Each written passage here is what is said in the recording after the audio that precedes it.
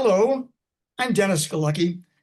Welcome to our 603rd Imagine Greater Buffalo program and our second YouTube production hosted by ImagineLifelongLearning.com. You can find the links to the previous Imagine Greater Buffalo programs on the ImagineLifelongLearning.com website. Today's program is created by ImagineLifelongLearning.com and the Center for the Study of Art, Architecture, History, and Nature, and is partnered with Erie County, New York's USA 250 celebration. Our speaker is Heather Gring. Heather is the Buffalo and Erie County Public Library Rare Book Curator and will be describing a new exhibit that she curated and just opened at our cultural center, the Downtown Public Library. It's about a Western New York artist and educator, A.P. Gorny, and it's called Different from the Rest. Heather, it's a wonderful exhibit. We had a chance to review it together. Bring us up to date. You were a student of the artist, A.P. Gorny, and give us a little background how you came to want to put this whole incredible exhibit together. Take it away. Well, yes. Well, first of all, thank you very much for having me on the continuing and evolving programming for the Imagine series. This is my second time. First, I was on it years ago during one of the earlier iterations when I was still at the Birchfield Penny. And now that I'm here in this role at Central Library, it's very special to come back again. And it's funny because, A.P. Gorny is a living artist. He is someone who's become very dear to me through this process, but he's also someone that I've known for a very long time. About 20 years ago, he was my professor at Buffalo State in the art history department. And I took a senior seminar course with him in the art history department. And so, every class was him sort of just weaving these big narratives all together about, not just art history, but history and how art ties into the experiences of the world that was happening at that time, how everything is contextualized and all tied together in many ways. A.P. Gorny is one of those people who has honestly had more, he's more recognized on a national and international scale, perhaps than he is recognized locally. And that's partially of his own doing. He acknowledges that, he is at a different point in his life and certainly does not, always put himself out there in all those ways that one does when you're a younger artist on a bigger scale. But I want to lift up that he is a master printmaker of a caliber that is really quite exquisite. And to see his prints, which is a specific artwork style, he makes etchings, he makes all sorts of different lithographic prints, cuts, and he's recognized as a master printmaker on the national scale. When I talk about him to people here locally, oftentimes what I hear is people are saying, I never heard of him. And it is because for him to become recognized for his art form on a national stage, he did have to leave Buffalo. And for many years, he traveled the country with his home base being in Philadelphia, Pennsylvania. And it was really only in the early 2000s that he came back to Buffalo. This exhibit has been really such a special opportunity to reconnect with AP. And I started connecting with him when I was still at the Birchfield Penny Art Center as their archivist. And, or I should say, I started reconnecting him. As a Western New York arts dedicated organization, the Birchfield has vibrant and active relationships with artists of all different stripes connected to the region. And so I was already talking with AP with another curator at the Birchfield, Nancy Weekly, about coming to do studio visits. And so I got to go to his studio and to see not only his beautiful prints, but also some of the really exceptional book arts pieces that he would make to house his prints. So he made artist books and he made the paper, he made the prints on the paper or the writing on the paper or photography. He bound the books and he put it all together into a book itself. And at the time, I mostly just thought that was interesting. But so then I fast forward a little bit. just about a year and a half. And now in this new role as rare book curator, I was appreciating more and more how artist books and a Western New York focus is part of the collection here in the Rare Book Room at the Buffalo and Erie County Public Library. So we collect books made by artists. And so I kind of thought of AP again, and I said, wow, what if I can still do this exhibit that I wanted to explore now in my new role while focusing on his artist book pieces and really the history of printmaking? Because the collection here at the library, our rare book collection, is very strong in print works, and it's already well documented. And so to be able to add a contemporary artist who's from Buffalo to this collection, that spans hundreds of years at this point, was just such a special opportunity. So to kind of put all that out there, through my conversations with AP, I came to appreciate more and more how he grew up in Buffalo and had experiences in Buffalo during a period and a time that doesn't really exist anymore. He was born into a deeply insular Polish Roman Catholic community on the east side of Buffalo. Our Queen of Peace was the Roman Catholic Church that was the center of his existence as a child. He was born in 1950. And then by 1960, he started venturing out of this very insular community and started going to cultural hubs such as the Buffalo Museum of Science. Then I think it was still known as the Buffalo Society of Natural Sciences. And for about 10 to 15 years, he participated in the really rich and robust children's programming that the Science Museum ran for 50 years. And it's not just scientific focuses as we might think of today, though certainly they did have geology, cartography, natural sciences, biology, focuses for youth of all different backgrounds. But they also had really robust theater programs and musical programs. And they would host musical performances every week. He performed Gilbert and Sullivan operettas at the Science Museum as the 12-year-old kid in the 60s. And this is, the Science Museum is still known today as a hub for youth and for youth learning, but the really organized educational component is different these days. And, for AP, that was the first time this, Polish Roman Catholic little boy who was used to hearing Polish all around his community, this is the first place he made friends who had different experiences from him, who were Black, who were Jewish, and his world expanded because of that. Later on, when he became a teenager and a late teen, the Albright Knox, which we today know as the Buffalo AKG Art Museum, the Albright Knox was core to his young artist existence. And he was present for some really important moments in American art history as a young man in Buffalo. And so this exhibit also really explores his history as someone produced by Buffalo, who then went on to create really profound works on a national scale, and then bring all of that back to Buffalo. So there you go. So that's the show in a nutshell. How does that sound, Dennis? Very, very good. Are there particulars that you want? Well, let me turn it around this way. You're a curator. You've got a story to tell. You've got a space to tell it in. How do you begin to imagine how that story can be told? What is it based on the works you have, and then you really dig into it and create all these incredible panels that you did? How does that thought process even work for you as a curator? Thank you. That's a very good question. I appreciate that. Yeah, I admit my background is as an archivist, which is the person who takes care of historic documentation, but takes care of it in its own totality, trying to keep myself out of it. As an archivist, my job is not to have opinions about what the collection may be, more or less. My job is to care for the collection and how it was put together by the person or organization who created it.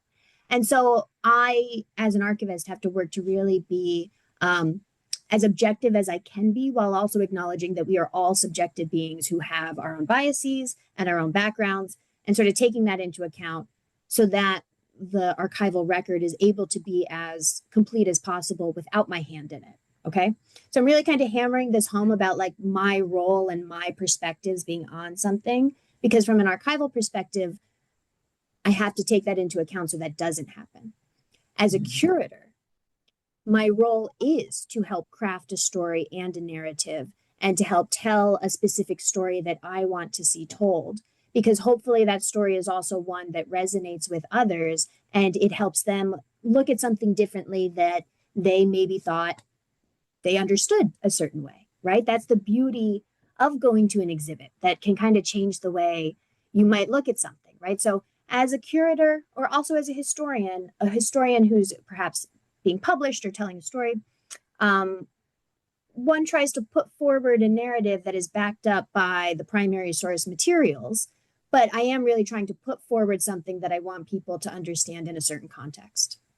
So that's a little bit about this distinction between what it is to be a curator in a space here like the library or in some of the exhibits that I would curate when I was back at the Birchfield Penny, versus the work that it is to care for these material objects for the needs of the future. You know, we are as a special collections department here in the Grosvenor Room, our job is to care for historic documents so that they will be accessible to the people of Buffalo, so that we can learn something from these histories. We are putting in the work to care for this actual, the original old stuff, so that it is here for other researchers to find.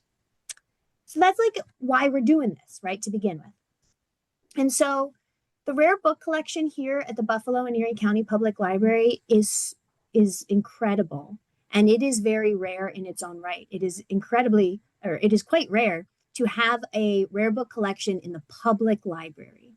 Public libraries care for like the active transmission of books and stuff. They don't often have the resources or capacity to care for historic materials as well. But that really speaks to the nature of how our library came to be, that two older libraries that can trace their roots back to like some of the oldest cultural institutions in Buffalo post-war of 1812. These libraries and their impressive collections merged together to create what we know today as the Buffalo and Erie County Public Library. So we already are caring for this really profound collection of our shared cultural heritage about the history of Buffalo. And so for me, it has been really quite an honor to be able to add stories to this collection.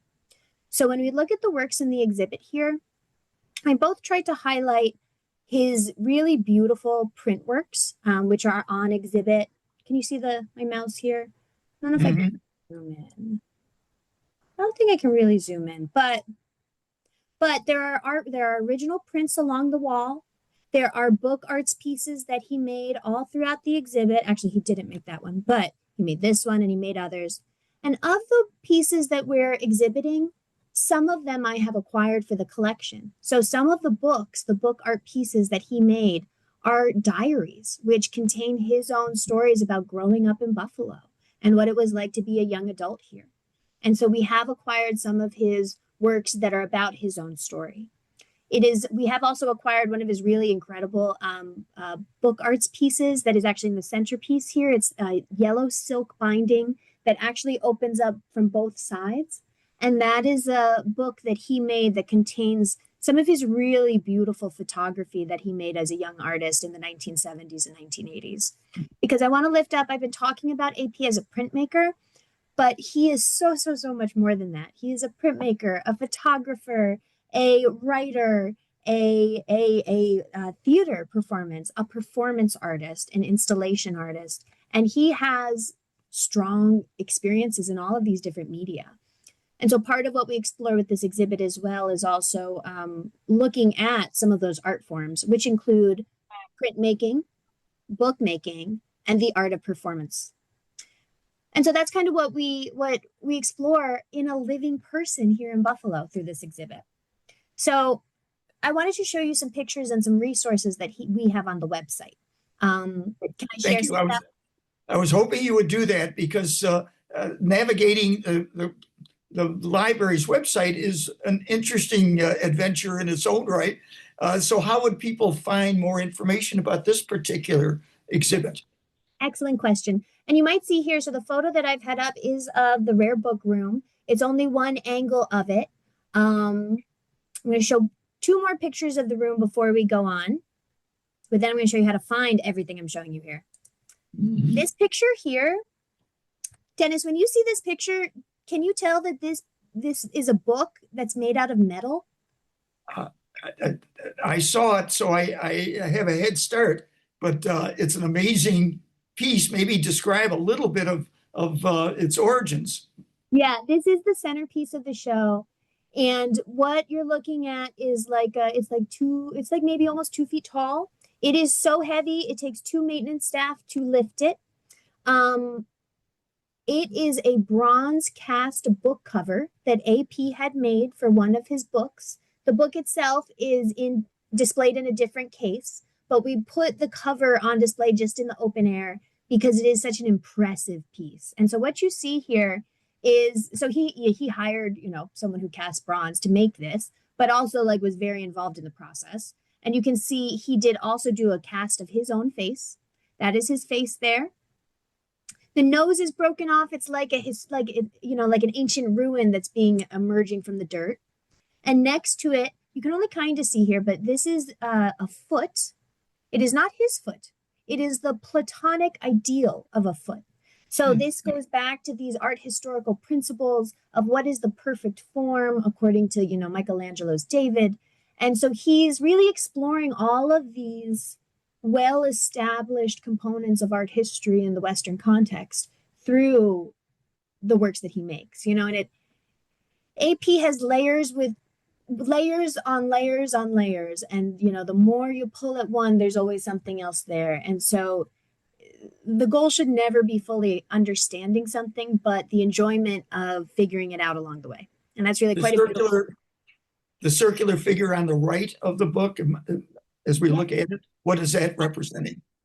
So what that is there, it's interesting. It looks almost like kind of it's runic, or maybe it's like a wheel of fortune or something. But AP has told me that he thinks that is likely the top level sprayer of a 1960s era dishwasher. It's a dishwasher that spins and sprays around. And he found it run over in the road. And he took it and he decided to cast it in bronze. And so when you look at the piece, you really wouldn't know that until somebody tells that to you, that it was a dishwasher rack. Because what he's really exploring here is this concept of the ready-made art, which is also very central to Marcel Duchamp's work, an early 20th century avant-garde experimental artist who is largely influential to AP. And so what he's done here is he's taken something created in like a commercial context and totally recontextualized it based on what he wants to explore, which is this kind of reoccurring theme in his work, which is taking things that someone might have one conception of and totally flipping it on its head through his playful engagement with it. And so the third picture here is just straight on looking. There we go. It's a little more distance from the book. And the bronze book cover, I should say. And here in the foreground, we have the really beautiful silk bound book that we have acquired by AP for the collection. Now, I admit I didn't really come prepared to show this little video that's up top here, but this is I'm kind of giving away some of the secrets of this exhibit because I want people to understand kind of what's going on here. But we have a couple different videos that play on the TV here, and there's a little clip that you see in between some of the videos that's on the screen. And here we see what looks like it's very small. I'll see if I can find a bigger image. But it looks like a white clown with a big frilly collar and big buttons, and that's what the shot is in the photograph.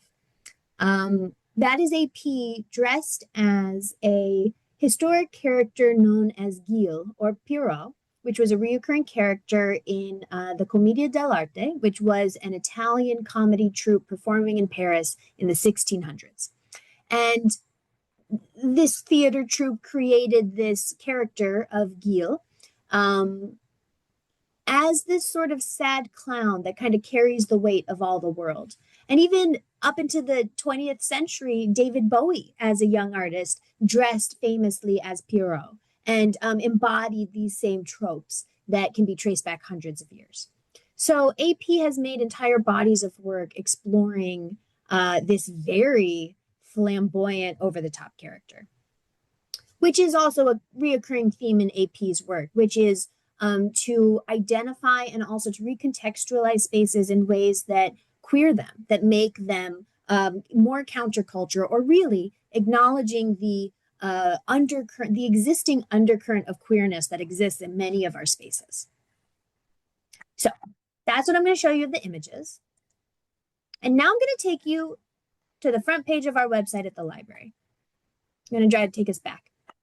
So this is our website. It's buffalolib.org. And here from our main website page, you're right, Dennis, there's a ton going on because really the library offers so much. It is incredible what we offer. And so you can see here, library events, get a library card if you don't have one, search our very impressive catalog. I will say now Special Collections has its own link right here, interlibrary loan, mobile services, and donations. So there's a whole bunch of headers here, but there's also some more headers up at the top. And what I want to encourage people to do is you click on what's happening. Because what's happening, there's always exhibits happening. And so from here on the main page, you can find out all sorts of good information. But now on Exhibit at Central, this is where you can always see what exhibits we have on display. And we always have at least 2, plus all sorts of smaller displays around the building on a variety of topics. But here we have our current exhibits, as well as past 3D exhibits, which Dennis has helped us make possible in many ways, as our past exhibits beyond that, right? So all of these resources about our exhibits, current and past, are right here. Could you just click on that 3D VR for just a moment You want to see it? Just to see, because these were past exhibits. Yes. And it just struck me, how can you not save these other than with a picture or two? 3D VR was incorporated. Let's look at one of them. Let's look at one of them. Let's do. And those are all available to the public right now. Yes, they are. And so there's a couple different eras of exhibits. Is it funded by C-SAAHN? So here, this is the rare book room. So this is the exhibit that our last rare book curator, Amy Pickard, curated. This was a really beautiful show of an incredible collection called 4 Centuries of Bookbinding, the Jordan Collection. And Mr. Jordan was a bookbinder that worked at the library for many years. And so his family had a collection of rare books. I'm trying to get in. There we go. Hold on. And when he passed away, the library, the rare book collection, acquired his family's collection of rare bound books, all with exquisite bindings.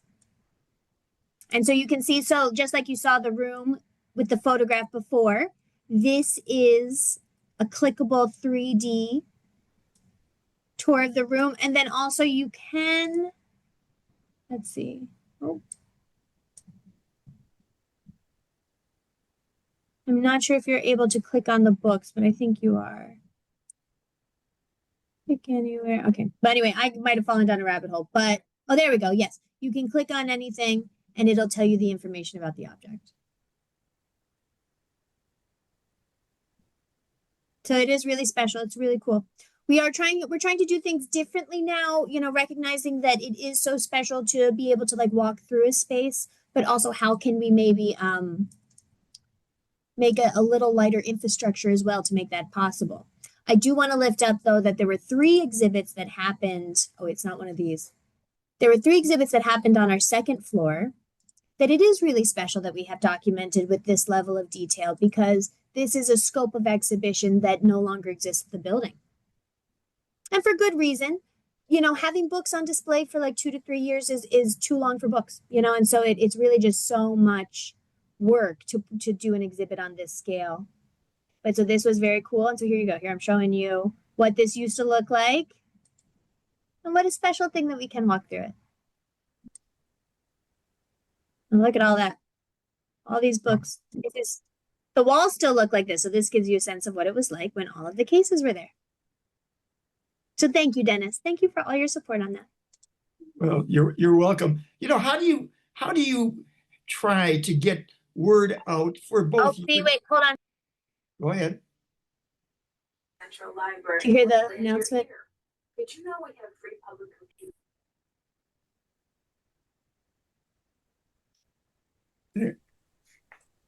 It's not too bad, Heather. We're not hearing too much. Oh, you got it off. Oh yeah, you don't hear it because I put it on mute. No, I just realized that. So anyway, so as I was saying, what were you asking, Dennis? I was going to say this material, how can we imagine getting the word out to teachers to incorporate exhibits where they're appropriate, for lesson plans and whatnot, that these resources are here and they're here digitally. That was the whole point of C-SAAHN and this whole program for the last 16 plus years, is to take content, make it digital, so it's accessible by everybody in the classrooms and beyond. Lifelong. So the good news is lots of school groups come into Central Library, and when they're here, we tour them through the exhibits. They get their experience of making their own library card. We take them on tours, even of the AP exhibit. And they really have a really special experience. We will also do specialized tours with teachers who want to work with us to create curriculum or to create a tour around their curriculum. We have one teacher who's coming in with her students to do a scavenger hunt all about the history of the blizzard of '77. And we're going to help them use historic resources like our card catalog and microfilm to learn more about this historic era. So the point is that these resources are here. We try to target a lot of what we do to teaching curriculum standards.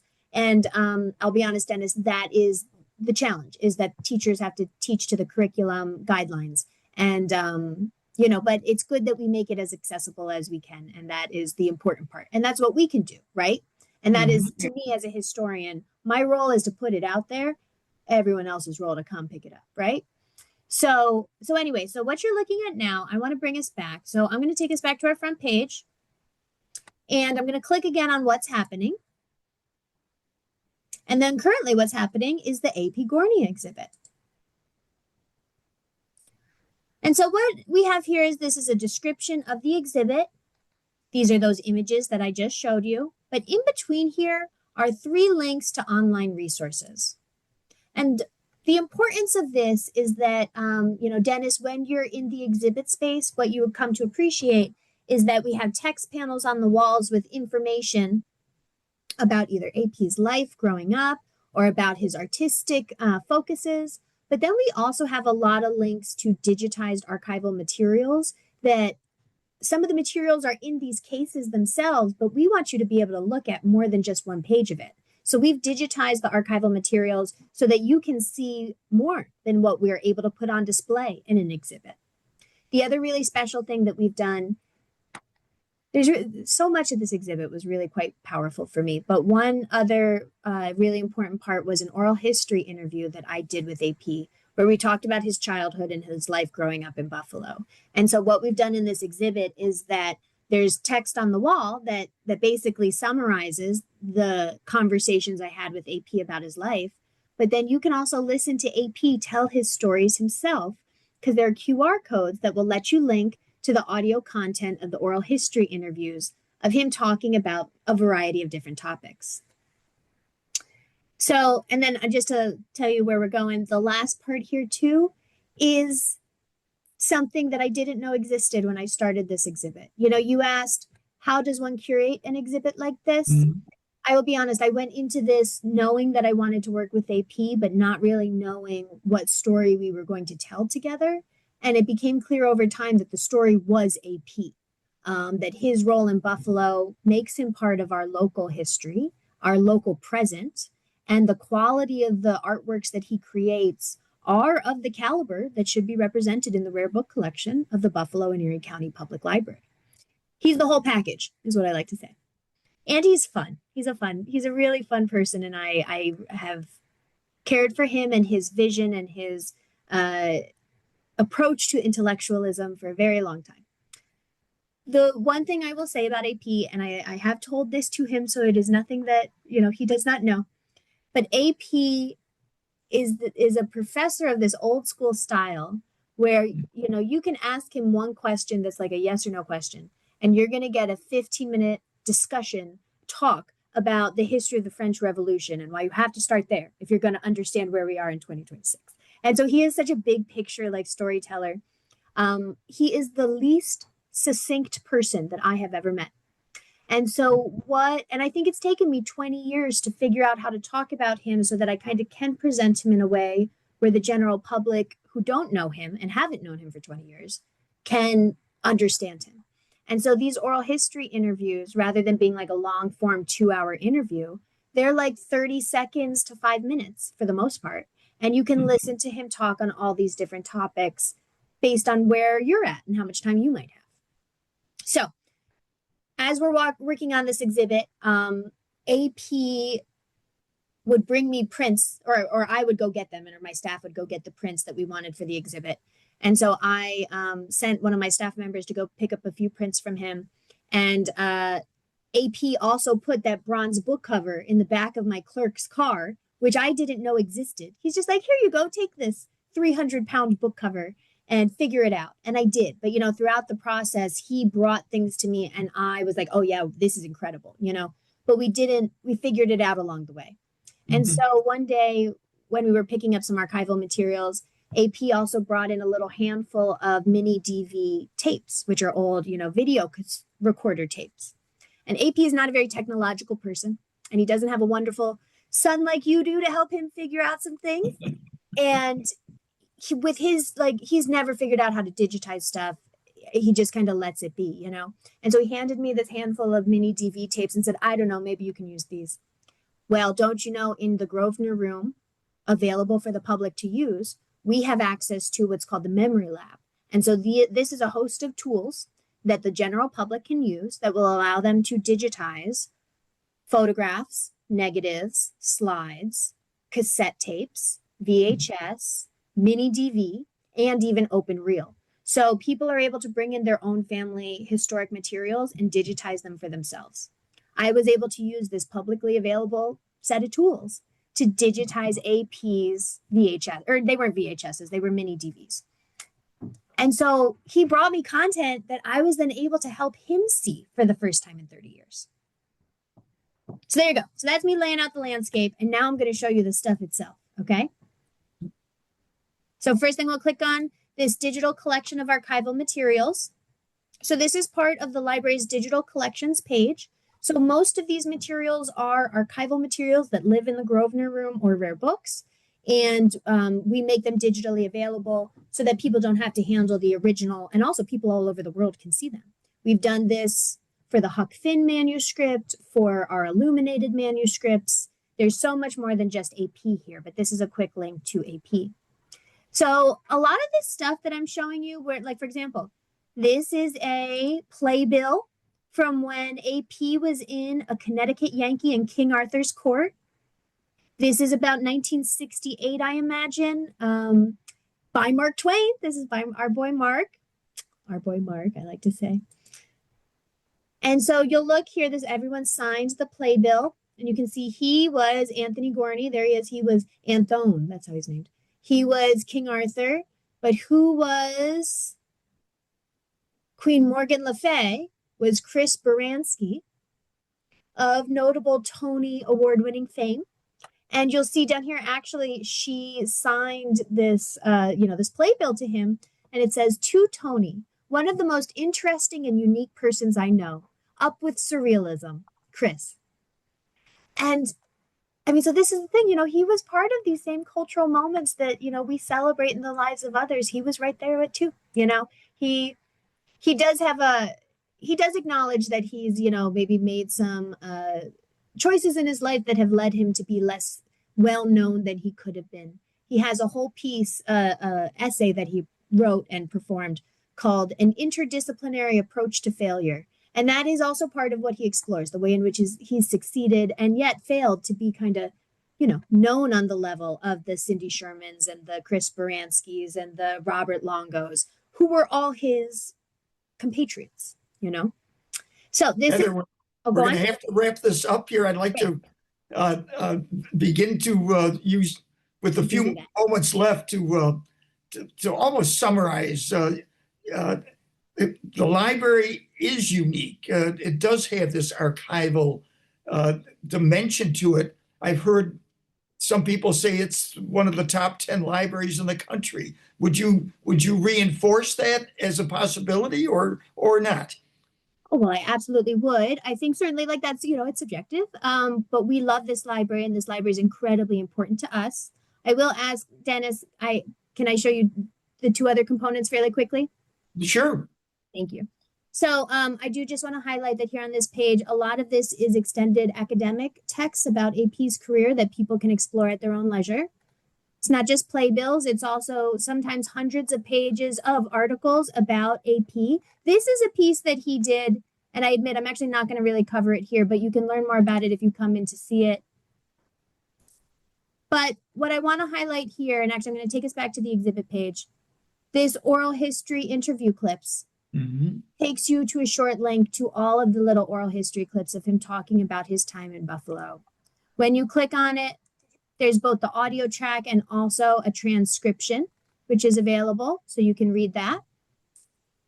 And then the last thing I'm going to highlight is the video content, because I want you to see that like this archival video content we have made available now for everyone to see.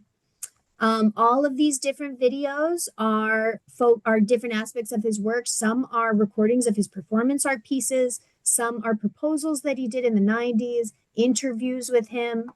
I will lift up, I would be remiss if I didn't lift up that I was very lucky to find this video through an archival record in the archives of the National Cowboy and Western Heritage Museum.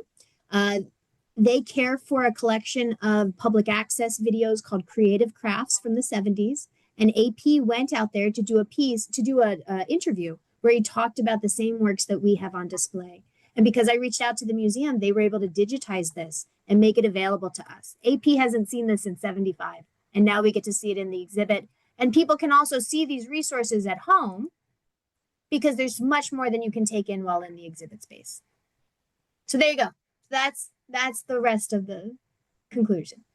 Heather, that's a wonderful tour of a very small space in one level, but a very filled with wonderful treasures. The trick is making sure the community is aware of it. The exhibit just opened a few weeks ago. How long does it run? This exhibit is up until the fall. So this will be up at least until like September, October. But I want to lift up that opening tonight, just across the street, a block away at Western New York Book Art Center, is a joint exhibition curated in conjunction with us of AP's biggest and most impressive print works and book works. AP made some books so big that they have a 7-foot span when they're open. Like, think about that. I have no display cases here at the library that I can show those books in. And so Western New York Book Art Center has coordinated a whole separate exhibit of AP's most impressive works, which will only be up for 3 weeks. So this exhibit is going to be up from March 27th. Oh, I'm sorry. Nope. It's going to be up from February 27th through March 21st. And so if you're over here coming to see the rare book exhibit at Central, you have to pop over to Book Art Center for the next 3 weeks to see his extended exhibit. A rare treat. Heather, here's a possibility. Talk with them, and I could schedule you to show that exhibit, and we could capture it then in those 3-week period. And how possibly, yes, we can discuss. Would you'd be open to that? Good. Let's plan on. Yeah, we'll have to discuss. The video quality will be. It's a live experience. It's hard to see otherwise, but I will say that we are planning to bring in telegraphy again to record a video with AP in that space during this time. So we will have some incredible content that comes out of it. I'm willing to make this a 2-part program. So see what you can do. Talk with them and see what's possible, and we could perhaps connect the two pieces so that it's an important part. Normally not done. It's separate. It's part of it, but separate. Let's connect it if possible. How's that? But of course, Michael Bosworth, the executive director over at Western New York Book Art Center, he curated that exhibit because he saw that we were already building this relationship, and we've been building a relationship. What better to have a book art center across the street from our rare book collection? It's part of it, and maybe this is a good opportunity to again show how we can connect these two dots, you and them. All right, books are books, and loved by most, certainly loved by most, by many. Heather, thanks very much. And folks, thank you for watching this video. There are many others, and we hope you'll look forward to seeing future ones as we go forward with imaginelifelonglearning.com. All right, thanks, and good day, folks, and be well.